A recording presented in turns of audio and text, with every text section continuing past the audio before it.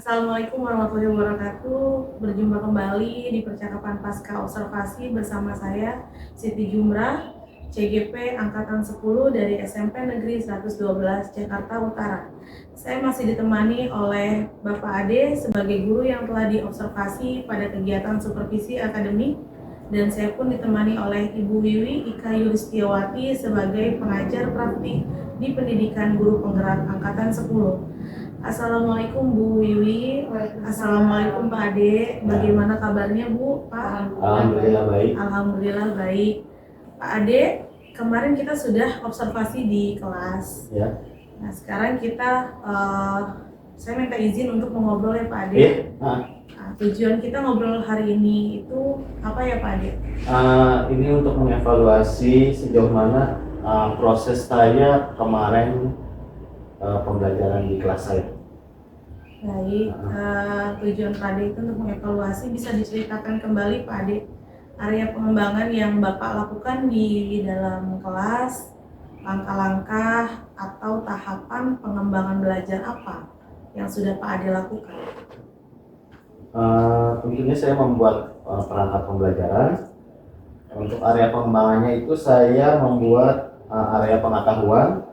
Siswa menguraikan hasil telaah terhadap struktur teks. Terus itu sedangkan keterampilannya itu menulis rangkuman Ibu. Menuliskan kata dan kalimat yang ada pada teks laporan hasil observasi Bu. Baik, tadi area pengembangan yang Bapak katakan itu mengenai teks laporan hasil observasi ya Pak Ade ya? Iya.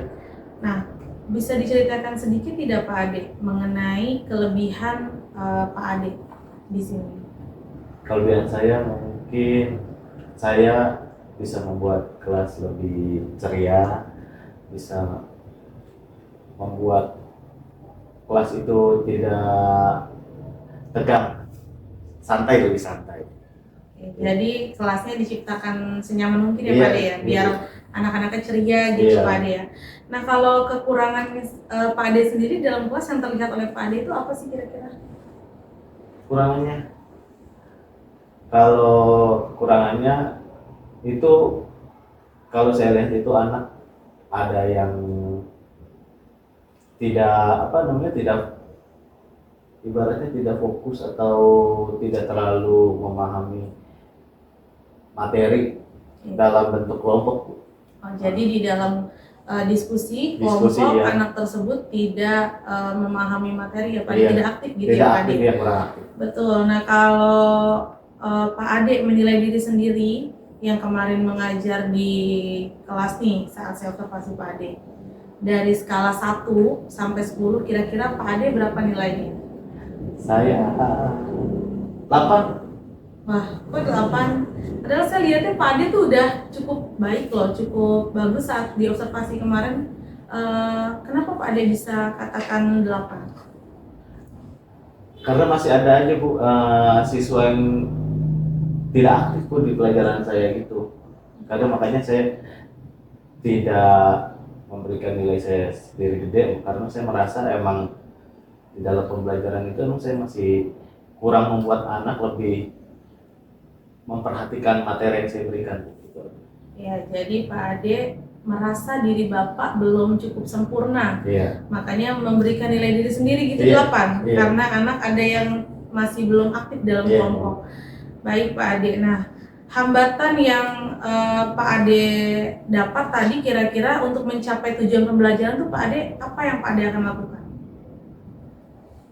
Hambatan diskusi, saat berdiskusi anak tersebut tadi kan kurang aktif, nah itu kan hambatan. Untuk kedepannya supaya tujuan pembelajaran Bapak dapat tercapai dengan baik, apa yang Bapak lakukan ke depannya? Itu saya dari situ saya akan mengelompokkan anak-anak. Oh, anak ini lebih fokusnya ya, lebih fokusnya itu di apakah di audio, apakah di visual, ataukah di kinestetiknya Bu. Baik, jadi hambatannya yang akan dilakukan oleh Bapak supaya tercapai tujuan pembelajarannya adalah mengelompokkan gaya belajar siswa. Oke.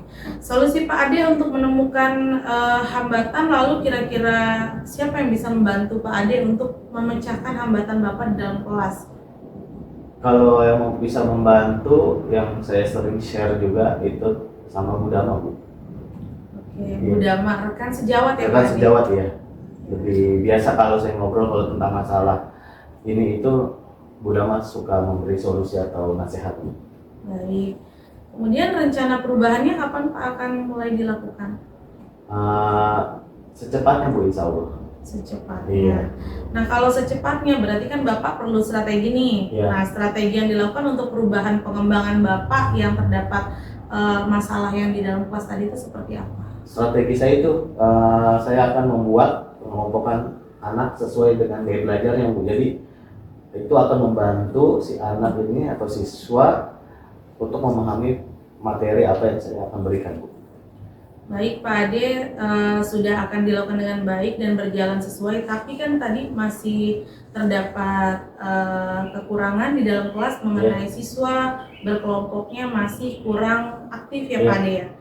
Nah, kan jadi ada beberapa siswa yang tidak terlibat kurang aktif, lalu kira-kira mengapa sih Pak Ade hal itu bisa terjadi, mereka itu kurang aktif Pak Ade? Karena tidak sesuai dengan gaya belajarnya itu.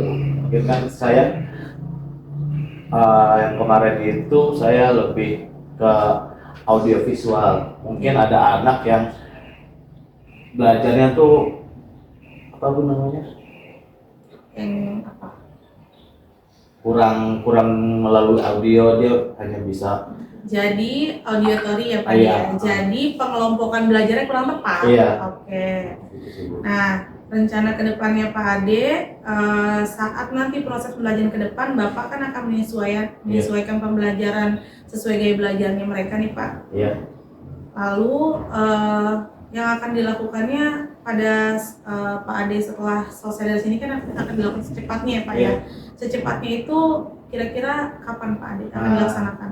Insya Allah pertemuan selanjutnya minggu depan. Pertemuan selanjutnya Pak Ade ya, minggu depan ya Pak Ade. Baik, setelah Pak Ade akan melakukan gaya belajar ini nanti minggu depan secepatnya. Nah kan kita sudah ngobrol nih Pak Ade, mungkin kurang lebih dari tadi itu 10 menit dari perbincangan kita. Apa yang dapat Pak Ade simpulkan sih Pak Ade dari hari ini perbincangan kita? Dari kesimpulan saya ini, saya jadi lebih paham metode pembelajaran di kelas. Jadi saya kira ngajar tuh hanya itu aja. Ternyata ada metodenya, bagaimana cara membuat anak fokus atau ice breaking supaya anak itu tidak tegang sebelum kita memulai pelajaran.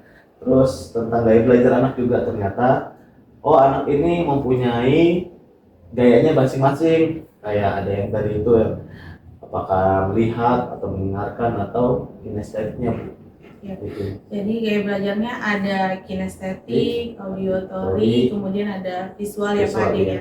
Benar Pak Ade, gaya belajar itu memang beda-beda. Jadi kita harus tepat untuk pembagian gaya belajar yang tadi Pak Ade harus lakukan ke depannya ya.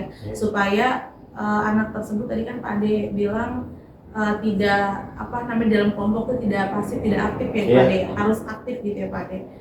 Nah baik Pak Ade, tadi sudah dikatakan oleh Pak Ade juga bahwa akan dilaksanakan secepat mungkin minggu depan juga gitu Pak Ade ya. Nah saya itu ingin sekali melihat perubahannya secepatnya mungkin nanti mengenai gaya belajar pada siswa dalam kelas yang Pak Ade ajar. Saya juga akan melihat pengembangannya Pak Ade akan sudah dilakukan atau belum gitu ya Pak Ade ya.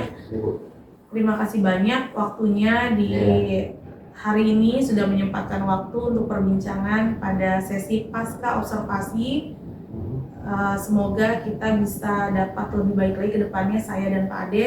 Terima kasih banyak. Assalamualaikum warahmatullahi wabarakatuh. Waalaikumsalam.